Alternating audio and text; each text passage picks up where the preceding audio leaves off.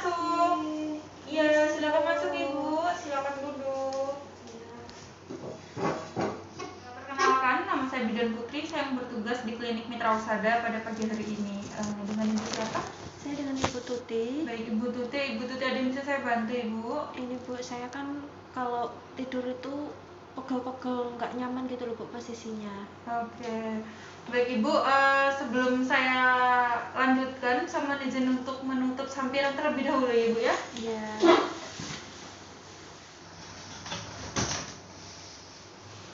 Oke, baik Ibu, ada yang bisa saya bantu? Iya, ini Bu, saya tuh badannya itu pegel-pegel, kalau tidur itu nggak nyaman gitu loh Bu posisinya. Oke, baik Ibu, di sini nanti saya akan melakukan memberikan penkes posisi berbaring, di mana ini bertujuan agar Ibu bisa paham, Ibu dapat mengerti, sehingga nanti Ibu dapat mengatasi keluhan Ibu. Nah, di sini nanti saya akan memberikan penkes menggunakan bantuan refer. Sebelum saya berikan penkes, apakah Ibu sudah pernah mendengar atau sudah pernah tahu tentang posisi berbaring di tempat tidur? Tidak tahu Bu. Oke, belum pernah ya Bu ya? Jadi di sini saya akan memberikan penkes mulai dari awal, dari macam-macam posisi berbaring di tempat tidur. Jadi posisi berbaring di tempat tidur itu ada posisi Fowler, kemudian ada posisi Sim, kemudian ada posisi Trendelenburg, kemudian juga ada posisi dorsal recumbens, ada posisi litotomi, genupectoral, supinasi, ortopeniu, kemudian pronasi, dan juga posisi lateral. Nah, kemudian saya akan jelaskan satu persatu, dimulai dari posisi semi Fowler. Nah, jadi posisi semi Fowler, Fowler itu merupakan posisi berbaring pasien di mana kepala pasien berada di mana kepala dan dada pasien dinaikkan setinggi 45 sampai 60 derajat. Nah, kemudian juga ada yang sebelah sini posisi semi Fowler. Nah, kalau semi Fowler itu derajatnya adalah 15 sampai 45. Fowler tinggi itu 60 derajat. Nah, tujuannya untuk apa? Sini tujuannya untuk membantu mengatasi kesulitan pernapasan dan kardiovaskuler, kemudian juga membantu pada posisi aktivitas tertentu seperti mungkin pada saat makan, kemudian membaca, menonton televisi, seperti itu. Nah, kemudian selanjutnya posisi SIM atau semi pronasi. Nah, jadi posisi ini posisi di mana klien berbaring pada posisi pertengahan antara posisi lateral dan posisi pronasi. Lengan bawahnya berada pada tubuh klien.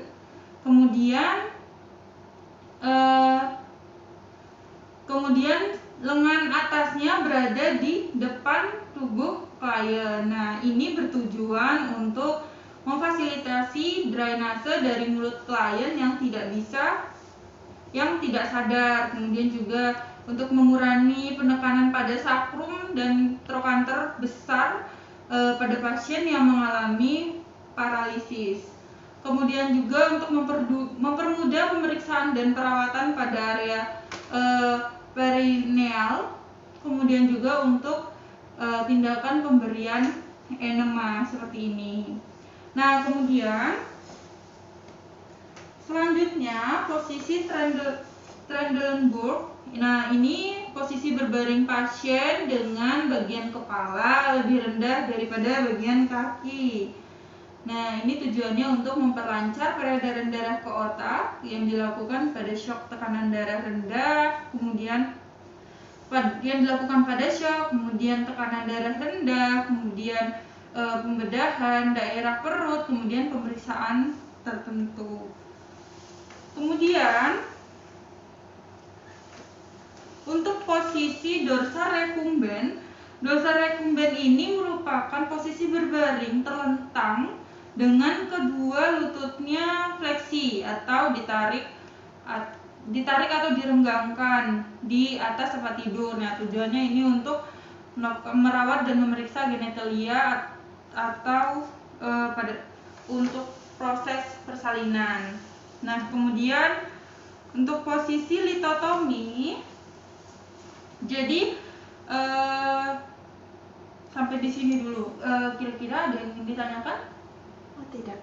Oke, bisa saya lanjut ya Bu ya? Iya. Oke, kita lanjut di posisi litotomi. Posisi litotomi itu adalah posisi berbaring terlentang dengan mengangkat kedua kakinya menarik ke arah atas seperti ini. Nah, kemudian ke bagian atas arah perut.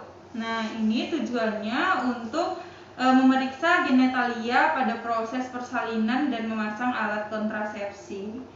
Kemudian kita lanjut ke posisi supinasi. Pada posisi supinasi, ini adalah posisi berbaring terlentang dengan kepala dan bahu sedikit elevasi dengan menggunakan bantal. Tujuannya untuk apa?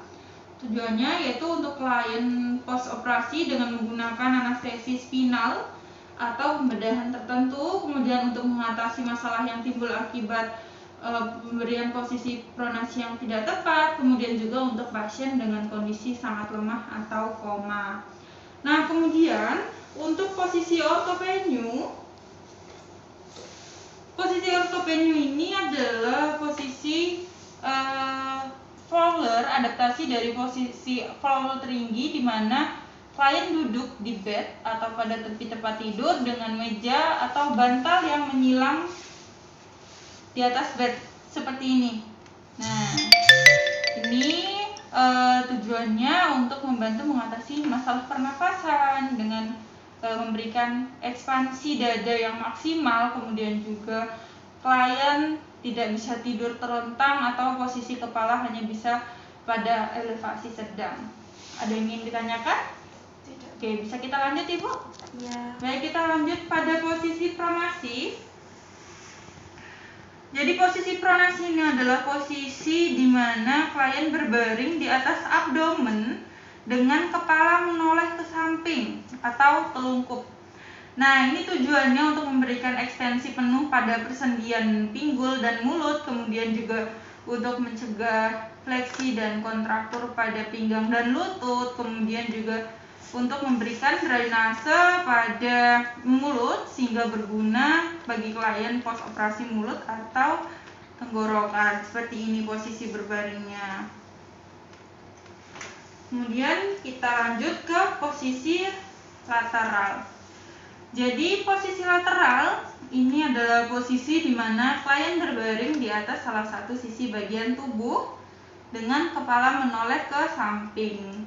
Nah, ini tujuannya untuk mengurangi lordosis, kemudian juga untuk posisi tidur dan istirahat, kemudian juga membantu menghilangkan tekanan pada sakrum dan tumit, dan juga untuk mengurangi komplikasi akibat imobilisasi. Nah, sampai di sini, apakah Ibu paham? Paham, Bu. Baik, kalau paham boleh bantu saya untuk menyebutkan bagaimana posisi dorsa recumbens. Apa yang dimaksud dengan posisi dorsa recumbens?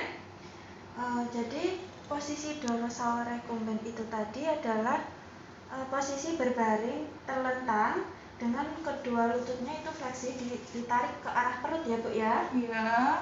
Kemudian bisa diregangkan ya Bu ya tadi. Iya. Seperti itu Bu. Tujuannya untuk apa Ibu? Salah satu tujuannya? Tujuannya itu untuk memeriksa genitalia serta proses persalinan. Iya, benar sekali. Baik Ibu, karena Ibu sudah bisa menjawab evaluasi dari saya anggap Ibu sudah paham atas apa yang saya sudah sampaikan. Iya, paham Bu. Semoga bermanfaat. Semoga keluhan Ibu bisa teratasi. Terima kasih atas kunjungannya Ibu. Terima kasih. Permisi ya Bu ya. Iya, hati-hati di jalan.